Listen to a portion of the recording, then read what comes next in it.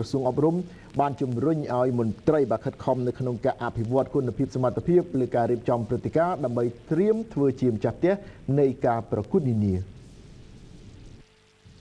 អាយដាមប៊ូជុំសេរីអនុរដ្ឋលេខាធិការតំណាងអាយដាមវត្តចម្រើនរដ្ឋលេខាធិការក្រសួងអប់រំយុវជននិងកីឡាបានជំរុញលើកទឹកចិត្តដល់មន្ត្រីចូលរួមវគ្គបំពេញសមត្ថភាពស្ដីពីការរៀបចំនិងគ្រប់គ្រងព្រឹត្តិការណ៍កីឡាឲ្យខិតខំអភិវឌ្ឍសមត្ថភាពឲ្យបានកាន់តែល្អប្រសើរដើម្បីទទួលបានបទពិសោធន៍ក្នុងការរៀបចំព្រឹត្តិការណ៍កីឡាឲ្យមានលក្ខណៈស្តង់ដារស្របតាមការរៀបចំក្នុងតំបន់ជាពិសេសការត្រៀមលក្ខណៈទទួលរៀបចំធ្វើជាម្ចាស់ផ្ទះការប្រកួតកីឡាសាកលវិទ្យាល័យអាស៊ានលើកទី23ឆ្នាំ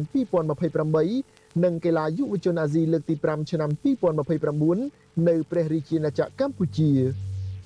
នៅក្នុងឱកាសបិទវគ្គបំពេញដែលប្រារព្ធឡើងនៅចុងសប្តាហ៍កន្លងទៅនាមជ្ឈមណ្ឌលជាតិវឹកវើកីឡា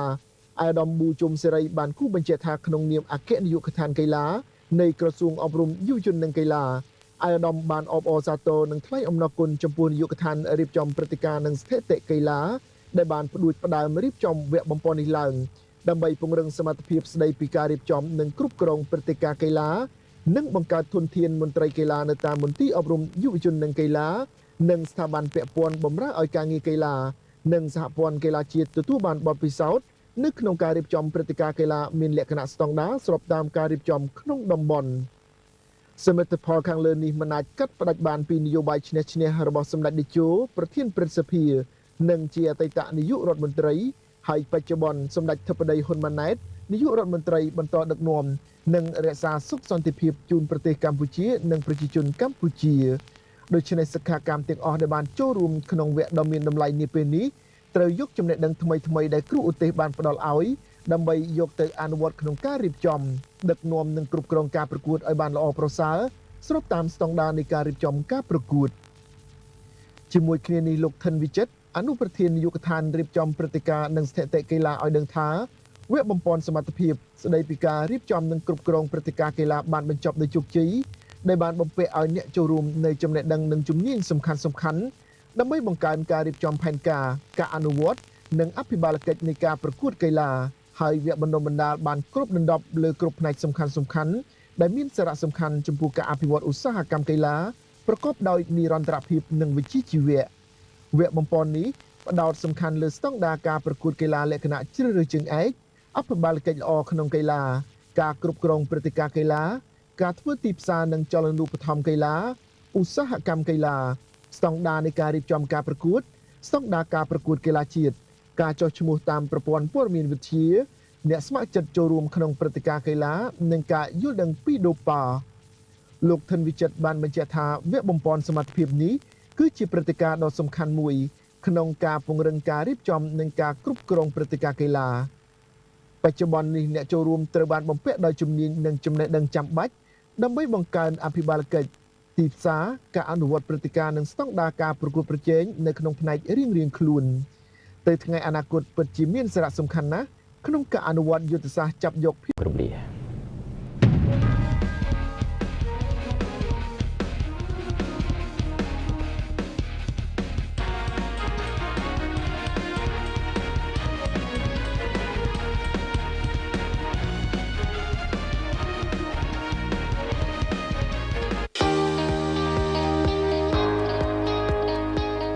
ត្រឹមតែ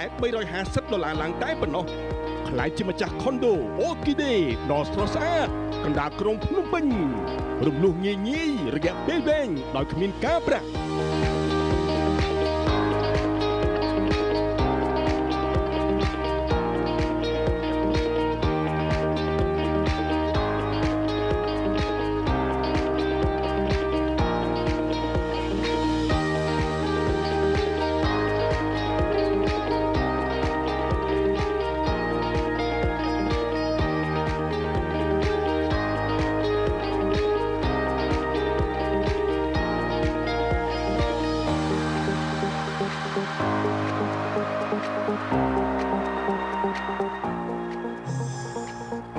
អូគីដេគេអាឋានលោកអ្នកជាទំនួលខុសត្រូវដ៏មោទនភាពរបស់យើងទេហើបដងអត់ខ្ញុំមកធ្វើទៅណែបាននៅតែចាំដល់ព្រោះនៅទីនេះ មានអ្វីគ្រប់យ៉ាងដែលអ្នកត្រូវការសម្រាប់ការរស់នៅប្រកបដោយផាសុកភាពអូគីដេប៉ូចិនតង់មានផ្ទះបាយធំទូលាយសម្រាប់ក្រុមគ្រួសារជាក្តីស្មារតីរបស់ស្ត្រីមានផ្ទះគ្រប់រូបមិនចឹងទេតើខ្ញុំមកអូគីដេប៉ូចិនតង់មានទីធ្លាធំទូលាយងាយស្រួលក្នុងការកម្សាន្តនិងបង្កើតមិត្តភាពចាំមើលណា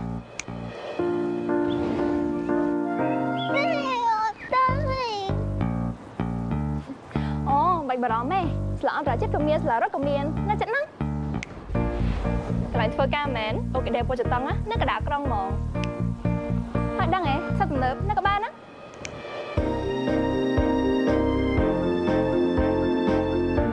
ចុះសម្រាប់ថាចឹងយើងហៀបឲ្យបានមកកូនតាយេអូយមកយាយតាបានអូញ៉ាំបាយចាស់ហ៎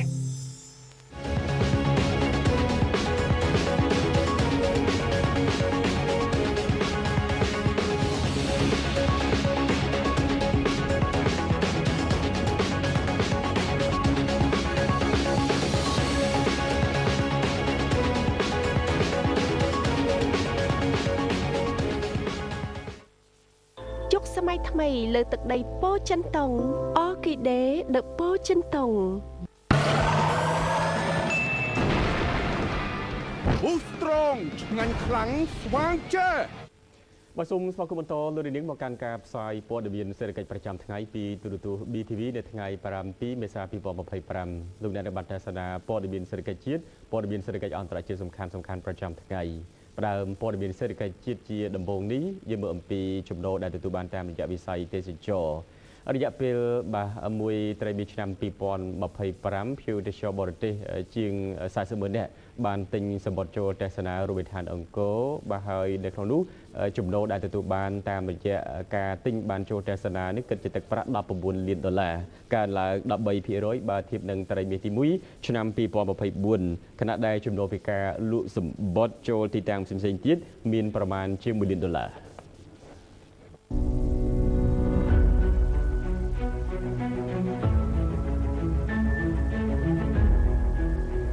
យោងតាមសេចក្តីប្រកាសព័ត៌មានរបស់គ្រឹះស្ថានអង្គរចេញផ្សាយនៅថ្ងៃទី2ខែមេសាឆ្នាំ2025បានដឹងថា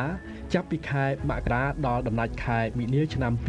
2025មានភ្ញៀវទេសចរបរទេសប្រមាណជា398,531នាក់បានទិញសម្បត្តិចូលទស្សនារមណីយដ្ឋានអង្គរដែលមានការកើនឡើង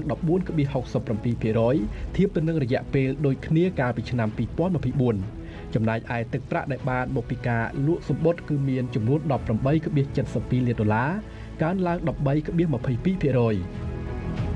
សេចក្តីប្រកាសព័ត៌មានបានឲ្យដឹងទៀតថាក្រៅពីការលក់សម្បត្តិចូលទស្សនារមណីយដ្ឋានអង្គរគ្រឹះស្ថានអង្គរក៏រកចំណូលបានបន្ថែមគឺប្រមាណ $1.08 លានផងដែរពីភ្ញៀវទេសចរដែលទិញសម្បត្តិចូលទស្សនាប្រាសាទកោះកេរនិងបឹងមាលាភ្នំក្បាលស្ពាននិងសម្បត្តិចូលទៅកំពង់ផែចុងគ្នាខេត្តសៀមរាបគ្រឹះស្ថានអង្គរគឺជាគ្រឹះស្ថានសាធារណរដ្ឋបាលដែលត្រូវបានបង្កើតឡើងកាលពីឆ្នាំ2016ដោយស្ថិតនៅក្រោមអាណាព្យាបាលបច្ចេកទេសនៃក្រសួងទេសចរនិងស្ថិតនៅក្រោមអាណាព្យាបាលហិរញ្ញវត្ថុនៃក្រសួងសេដ្ឋកិច្ចនិងហិរញ្ញវត្ថុ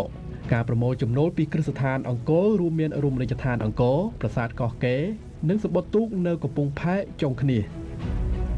តម្លៃសម្បត្តិចូលទស្សនារមណីយដ្ឋានអង្គរត្រូវបានបែងចែកជា3ប្រភេទគឺសម្បត្តិចូលទស្សនាមួយថ្ងៃគឺមានតម្លៃ$37រយៈពេល3ថ្ងៃគឺមានតម្លៃ$62និង7ថ្ងៃមានតម្លៃ$72ពាក់ព័ន្ធទៅនឹងបញ្ហានេះផងដែរប្រធានសមាគមមគ្គុទ្ទេសក៍ទេសចរអង្គរលោក QT បានដឹងថាក្នុងរដូវសម្បូរភ្ញៀវទេសចរដែលហៅថា High Season ចាប់ពីអំឡុងខែតុលាឆ្នាំ2024រហូតទៅដល់ដើមខែមេសាឆ្នាំ2025នេះគឺមានភ្ញៀវទេសចរដែលដើរកម្សាន្តនៅតាមបណ្ដាប្រាសាទបុរាណនិងរមណីយដ្ឋាននានាក្នុងខេត្តសៀមរាបគឺពិតជាមានការកើនឡើងបើធៀបទៅនឹងរយៈពេលប៉ុន្មានឆ្នាំកន្លងមកនេះលោកថាទោះជាយ៉ាងណាក៏ដោយចំនួននេះបើធៀបទៅនឹងអំឡុងមុនឆ្នាំ2020ក្នុងពេលដែលពិភពលោកជួបនឹងវិបត្តិ COVID-19 គឺមិនទាន់ស្មើនៅឡើយទេ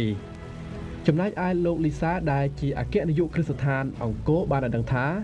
តាមការព្យាករណ៍គឺចំនួនភ្ញៀវទេសចរបរទេសទិញសម្បត្តិចូលទស្សនារមណីយដ្ឋានអង្គរនឹងមានការកើនឡើងចន្លោះពី25ទៅ30% ធៀបទៅនឹងឆ្នាំ2024កន្លងទៅ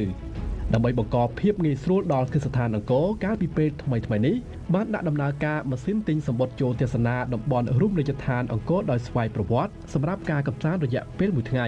ចំណាយឯសម្បត្តិទេសនារយៈពេល3ថ្ងៃនិង7ថ្ងៃគឺតម្រូវឲ្យភ្ញៀវទេសចរទិញសម្បត្តិនៅទីតាំងលក់សម្បត្តិនៅគ្រឹះស្ថានអង្គរដោយពេលមុនដដែលម៉ាស៊ីនទិញសម្បត្តិដោយស្វ័យប្រវត្តិទាំងអស់មាន3ទីតាំងគឺនៅគ្រឹះស្ថានអង្គរគឺទីតាំងលក់សម្បត្តិនៅប៉ាវីអង្គរនិងនៅផ្សារទំនើប Hera Thewok សូមជម្រាបថាកាលពីឆ្នាំ2024មានភ្ញៀវទេសចរបរទេសប្រមាណជា 1.02 លាននាក់បានទិញសម្បត្តិចូលទស្សនារមណីយដ្ឋានអង្គរដែលមានការកើនឡើង 28% ធៀបទៅនឹងឆ្នាំ2023ចំណែកឯទឹកប្រាក់ទទួលបានគឺជិត 47.83 លានដុល្លារកើនឡើង 28% នេះបើយោងតាមទិន្នន័យពីគ្រឹះស្ថានអង្គរ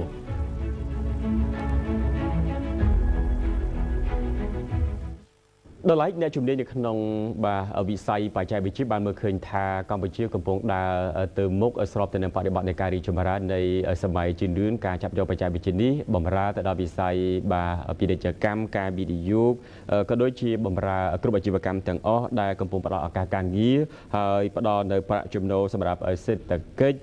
ក្នុងនោះគឺក្រោមបរិយាកាសប្រកួតប្រជែងដែលមានភាពប្រសើរផងដែរអ្នកជំនាញក្នុងវិស័យបច្ចេកវិទ្យា Digital មើលឃើញថាល្បឿននៃ Digital ភាវូបនីយកម្មនៅកម្ពុជាកំពុងតែមានភាពយ៉ាងសកម្មនៅក្នុងចលនាបម្រើដល់អាជីវកម្មនិងពាណិជ្ជកម្មដែលបាននឹងកំពុងតែផ្ដល់នូវឱកាសការងារនិងប្រាក់ចំណូលក្នុងសេដ្ឋកិច្ចក្រោមបរិយាកាសប្រកួតប្រជែងមានភាពកាន់តែល្អប្រសើរអង្គការបណ្ឌិតឈិនកេនដែលជាប្រធានសមាគមបច្ចេកវិទ្យា Digital នៅកម្ពុជាបានលើកឡើងក្នុងកិច្ចសម្ភាសន៍ជាមួយ BTV ស្ដីពីប្រព័ន្ធបច្ចេកវិទ្យា Digital និងការប្រើប្រាស់ក្នុងពេលបច្ចុប្បន្ននេះថាក្នុងរយៈពេល25ឆ្នាំតទៅមុខយុទ្ធសាស្ត្របញ្ចកោណរាជរដ្ឋាភិបាលនឹងជំរុញឲ្យកាន់តែមានភាពប្រតិក្រឡាក្នុងនោះការអភិវឌ្ឍធនធានមនុស្សគឺលក្ខខណ្ឌចាំបាច់មិនអាចខ្វះបានដើម្បីជំរុញពិពិធកម្មនិងកំណើនសេដ្ឋកិច្ចមូលធនមនុស្សមានគុណភាពខ្ពស់និងមានសុខភាពល្អជាទ្រព្យសកម្មជាតិដ៏រឹងមាំសម្រាប់បង្កើននៅតម្លៃសេដ្ឋកិច្ចលើកកម្ពស់តម្លៃវប្បធម៌និងបង្កើតនូវគំនិតថ្មីៗសម្ដៅធានាចីរភាពបង្កើននៅសេដ្ឋកិច្ចរយៈពេលវែងនៅលើការអភិវឌ្ឍសេដ្ឋកិច្ចសង្គមអង្គការបណ្ឌិតបានបន្តទីថាក្នុងរយៈពេល2ទសវត្សរ៍ចុងក្រោយនេះបច្ចេកវិទ្យា Digital បានក្លាយទៅជាផ្នែកមួយយ៉ាងសំខាន់នៅក្នុងសកម្មភាពសេដ្ឋកិច្ចនិងសង្គមនិងបានផ្ដល់នូវកាលានុវត្តភាពថ្មីៗជាច្រើននៃការនាំមកនៅគំរូធុរកិច្ចប្រកបដោយនវានុវត្តន៍ការបង្កើននៅប្រសិទ្ធភាពនិងប្រសិទ្ធផលនិងការធ្វើឲ្យបរិយាកាសប្រកួតប្រជែងមានភាពកាន់តែប្រសើរជាស្ដែងនៅក្នុងពេលបច្ចុប្បន្នឃើញថាការប្រើប្រាស់និងការរកស៊ីទទួលទានតាមប្រព័ន្ធបច្ចេកវិទ្យា Digital បាននឹងកំពុងតែផ្ដល់នូវឱកាសការងារនិងប្រាក់ចំណូលក្នុងសេដ្ឋកិច្ច